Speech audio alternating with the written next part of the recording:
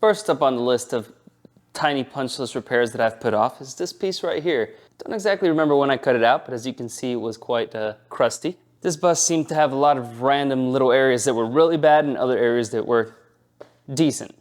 So, yeah, bought this a long time ago. Got some bus parts. Yeah. Way at the beginning. Kind of overkill, never used anything off of it, but now I'm gonna use this piece because, well, can't return it at this point. And I tried to sell it at Bugapalooza, but nobody wanted it. So we're gonna cut off just this little section here at the bottom and patch it in. So that should be a fun, easy little fix. Let's get right into it. Just looking at this reminds me of the many reasons I hate Klokkerholm, like that. It's just stamped so poorly. Like, you could just, we'll make it work. We always make it work.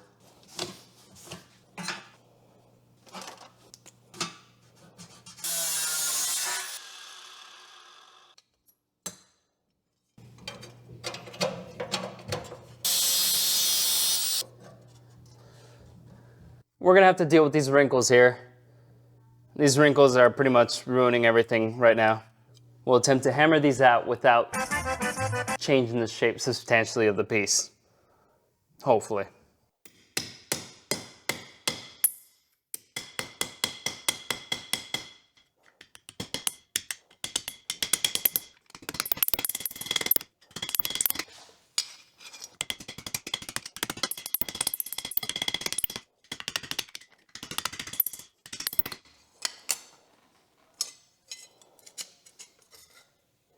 The fit is certainly a lot better as far as being flush here, but as expected from hammering out those wrinkles, which were shrinkles technically, it kind of bent out this curve here.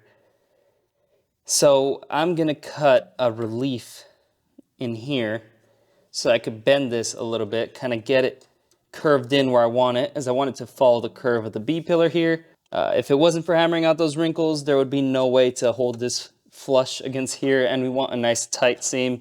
And I don't have a shrinker. Apparently Klokkerholm, they don't have a shrinker either.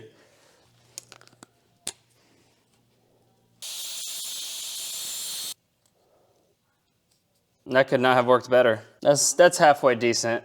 That's a good feat. All it took was one relief cut. Wonderful. Y'all already know, no job is too big or too small. We're gonna go ahead and do this outside because I value my lungs.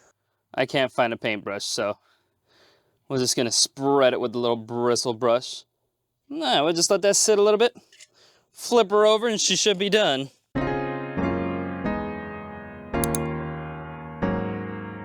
Just go ahead and flip it. Oh yeah, we'll apply a little bit more on the inside, just a little bit. This stuff's expensive.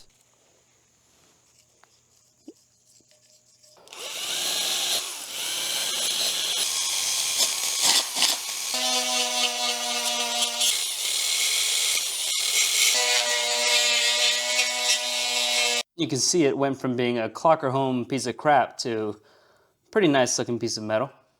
And there you can see the relief cut I made to get the correct bend.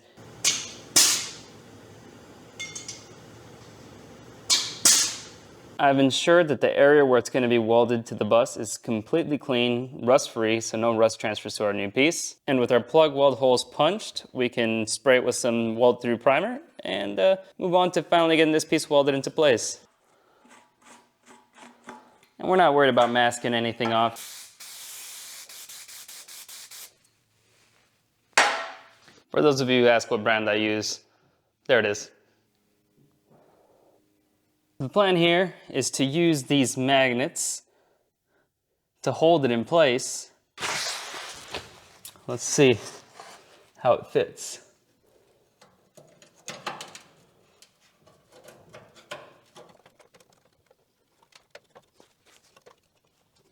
It's probably about as good as it's gonna get. Gonna hold it in place, give it a tack, and then go from there. There is this little spot right here where you can see the curve doesn't go perfectly up. With a little bit of bending, hammer and dolling, I could make that look perfect. I know I should be wearing welding gloves, but I like to do my first tack where I could really feel how flush things are. We're gonna flush up the surface we want flush and hammer the rest. Good idea to hammer it while it's still warm.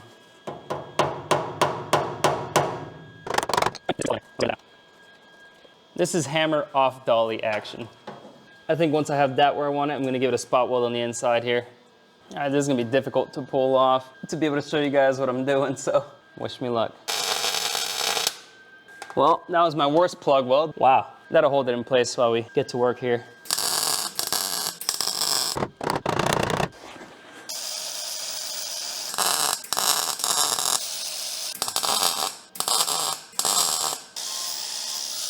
As you can see, the seam is almost not visible and I can barely feel it. So very little Bondo needed there. Now we just got to work on this part that I was talking about. This is going to take a little bit of finagling.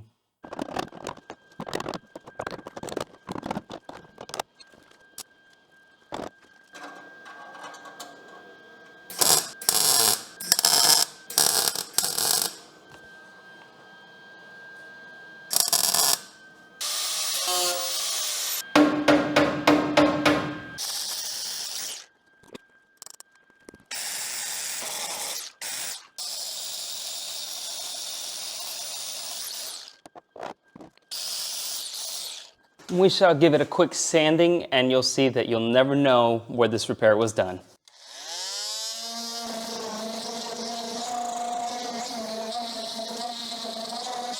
And of course, we have fixed that crazy little spot there. You can no longer tell where it was repaired. Goes to show that you don't need to know how to cut very good, as long as you can weld relatively okay. I am honestly quite pleased with the weld seam on this one.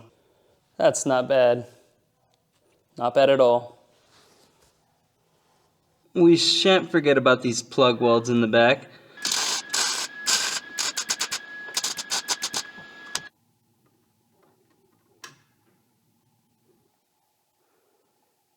That complete, we can now move on to the door. I do have a full episode concerning the majority of the restoration I've done in this door, but there are a few minor details, punch list details that I've left behind. For example, these holes where, and dents, where there was a mirror, an aftermarket mirror attached to the side of the bus. I didn't even know I had one on this side, but the paint was cracking here, and that's just because they put Bondo over holes. So, word to the wise, don't put Bondo over holes. It's not a good idea.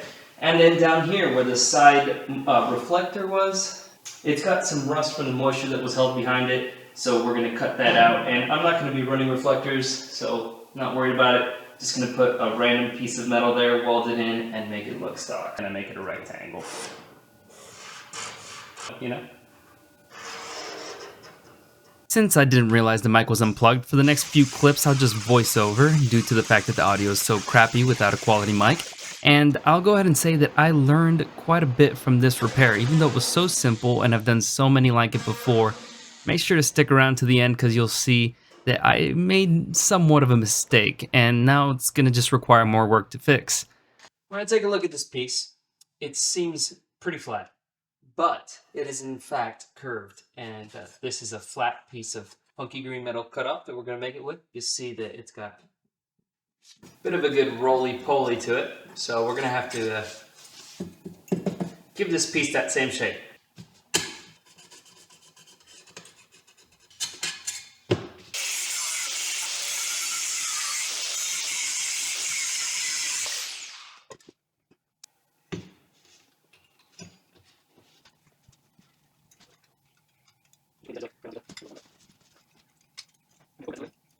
I'd say it's pretty good. I think they have the same bend to them.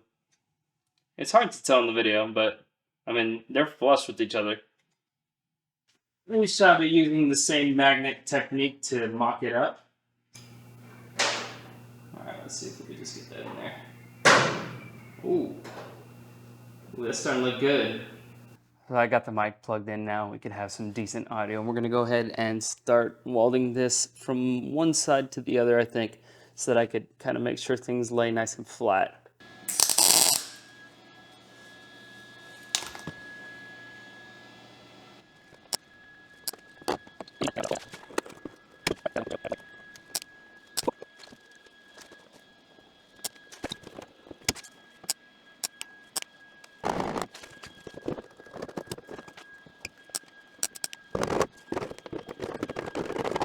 So the current situation is this edge also has a curve this way. So I've got to bend out the center of this somehow while pushing in here. So I'm going to push from the back around the middle here and then push in from the outside here. And that should get us this curve to line up. Because I could push it and weld it, but it's going to put a lot of tension on this piece. And I want it to fit as smooth and easily as possible. Oh, that'll work. But we've got to hold the center out and bend in the top.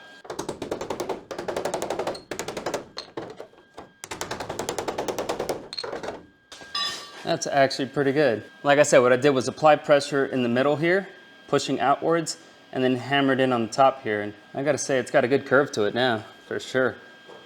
At this point, you can start to see that issue I was talking about earlier, especially because the camera is so well focused and I've sped it up so much, you can actually see how the metal expands and contracts due to the heat of welding. And now you expect this to happen when you're working, that's why you spread your tacks apart as much as possible.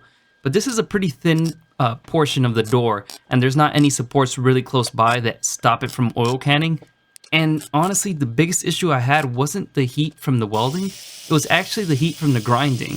And typically I like to grind it all down pretty quickly, and that actually creates a lot of heat. Now the metal wasn't getting blue as I did it, so I didn't think it was getting too hot, but apparently I was stretching the metal, expanding it, which now I have some oil canning problems that I have to deal with.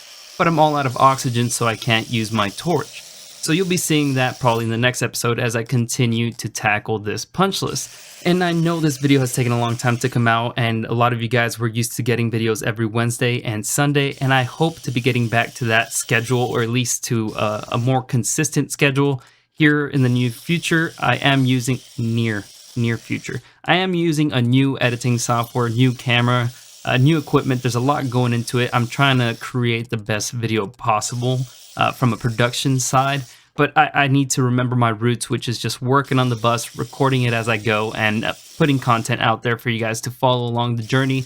And that's what I intend to continue doing, just increasing the quality as time goes by. So I'd like to thank you all for sticking around, and also a shout out to all my Patreons, which are Kris Crawford, Leonard Iberline, Paul Gordon, Saul and 12, Ian Larson, Cesare, Jeffrey Carney, Steven Stallcup, and Jared Dale.